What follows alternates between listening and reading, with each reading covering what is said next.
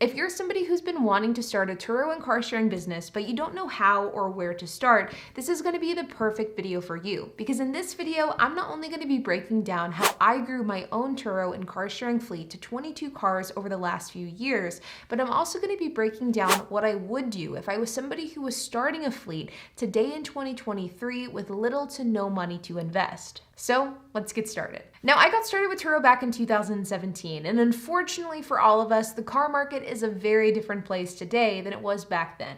Back then, you could find some really great, super cheap cars that cost anywhere between $2,300 to $3,500. Today, you can't find any cars in that price range, let alone ones that qualify for Turo. So the market is quite a bit different. But once I listed my personal car on Turo, I almost immediately learned that Turo was going to be the perfect side hustle for me. So as a result, I started investing virtually all of the money that I was making between not only Turo, but my job, as well as different side hustles that I was doing at the time. I invested all of this money back into my Turo fleet, and from there, I was able to begin to buy cash cars. Now, if you've ever started a business or a side hustle, you will very quickly learn that in most cases, you're going to have one of two things, but most likely not both. You're either going to have a lot of time and no money, or you're going to have a lot of money and no time. And you're going to have to decide on how you want to grow and scale a business based off of which one of those you have an abundance of. In my case, back in 2017, I had no money, but I had a lot of time. And as a result, my husband HP and I, we would go and buy the cheapest cars we could possibly find. I'm talking $2,300 Ford Focuses, $3,100 Toyota Yaris's, $2,500 Hyundais. We found the cheapest cars that we could find. We would fix them up, clean them, and then rent them out on Turo. My business model from the get-go has been the low-end economy business model, which means I buy normal, everyday cars that are used for commuting, running errands, picking up kids from school, things like that. I am not targeting that renter that is looking for a nice experience rental that they can use on a night out on the weekend. I'm looking for that person who is prioritizing cost and reliability over everything else. And I've used this strategy in order to grow my fleet to 22 cars over the last few years, and I'm continuously growing my cars throughout 2023 as well. I believe that in an ideal world, if you can rent out your personal car on Turo in order to get your feet wet into the world of car sharing, and then use all of the money that you make from that car, as well as any additional funds that you have from either a job or a side hustle, and then using all of that money to buy as many cars as you can in cash, I think this way is the best way to grow a Turo fleet. I think it is the safest, it's the option with the highest ROI, and it also allows for you to scale, but also learn while you scale. This is the business model that I have used, and it has worked extremely, extremely well. But I also recognize that because of the fact that the car market has changed, this isn't necessarily a realistic option for everyone out there. And if you're somebody that doesn't have a personal car, or if you're somebody that doesn't have extra income at the end of the day, then it may be very difficult for you to scale using purely cash cars. And so if this applies to you, here is my plan B. And here's what I would do today if I was starting in 2023 with no money to invest. If you have a personal car, I would still opt into renting out that personal car first. If you aren't able to do it full time, that's perfectly fine, but I still encourage you to rent out your personal car at least a couple of times to ensure that car sharing is the right side hustle for you. There is nothing worse than going out and financing a vehicle only to find out that you hate car sharing, but once you find this out, it's already too late. You want to know that you like car sharing before you financially commit to the side hustle. And the best way to do this is by renting out your personal car at least for a few trips. The next thing I would do is go out and I would finance an $8,000 to $10,000 car. But there are some important things that you need to keep in mind if you're going to go this route. Number one is to pay attention to the purchase price of the car. Remember, just because you're financing a vehicle doesn't mean that you can justify spending more for that car. Sticking to that $8,000 to $10,000 price point is crucial. This is because if you look on Turo, you will find that cars that have an estimated value of around $10,000 are actually not earning that much less than a car that costs between $20,000 and $30,000. A $30,000 car costs 3 times as much as a $10,000 one, but when you break down the daily trip price, it's not earning 3 times more per day. The ROI just doesn't make as much sense, and whenever you're starting out, paying attention to your potential ROI is going to be crucial.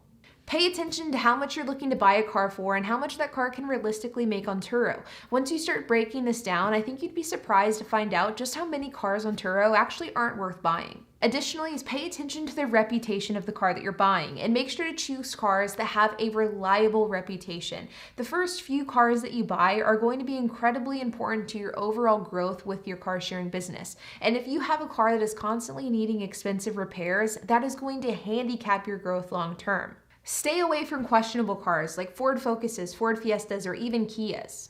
And instead stick to cars that either you specifically feel comfortable working with or cars that have a long-standing reputation, like Toyotas, for example. Whenever I look for cars today, I typically buy Toyotas, Hyundais, Hondas, and Mazdas. These are the cars that I have found work extremely well for me in my fleet, and they have proved to be very, very reliable. And lastly, whenever it comes to financing your car, pay attention to interest rates. Small mom and pop dealerships that finance these cash-like cars have a notorious reputation of staking credit card-like interest rates on these vehicles.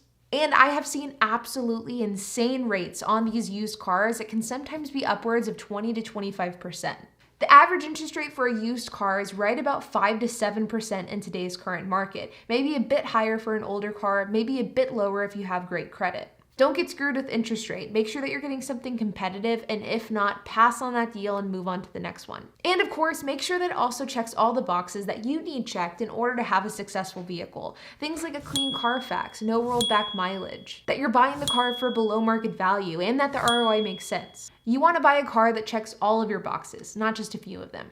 This is incredibly important because the first few cars that you buy on Turo are going to be crucial to your overall growth. Then once you buy your first finance car, it's time for you to actually start using that car in order to make money. And if I was doing this today, I would make myself the promise and the goal of using that vehicle to make money every single day by any means necessary. Whether that means renting this car out on Turo or using it for other side gigs while it's not being rented out. For example, DoorDash or Uber Eats. I love this strategy, and as much as I'd love to take credit for it, I can't. This is actually something that one of my Discord members did whenever he was first getting started, and it allowed for him to grow his fleet to multiple cars really quickly. And how this strategy works is you buy a car and then you make a pact with yourself that you will make money with that car every single day.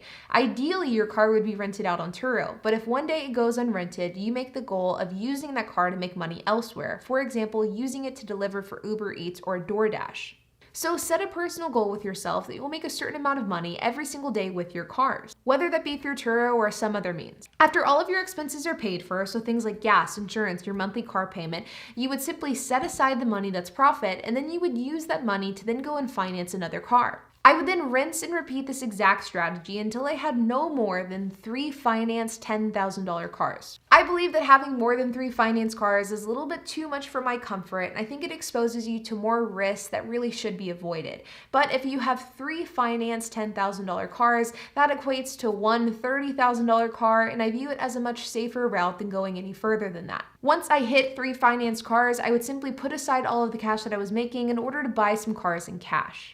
Later on down the road, if you wanted to finance some cars, you absolutely could, but I would prioritize paying off those first 3 first. Cash cars are the best cars. Not only are they the safest, but they also have the highest margin and will give you the most cash flow. You will notice that once you get to between 3 and 5 cars, you will start to accumulate cash much, much faster. And you'll get to the point where you can buy a new car every couple of months. And eventually, you'll even get to the point where you could buy a new car every single month. For example, I'm at that point with my fleet right now. I could very easily buy a new car every single month, but I choose not to because that's not the strategy that I'm going for. And of course, while you're in the process of saving money in order to buy your next car, you can make sure that your operations are streamlined, that you're doing everything by the book. That way you stay protected. And of course, you can do research on which cars are the best ones to buy and at which price point you should buy them at. Remember, scaling a Turo fleet isn't just about generating cash and buying cars. It also has to do with managing your fleet as well. So doing things in the meantime to help you more efficiently manage your fleet is going to really help you out long term.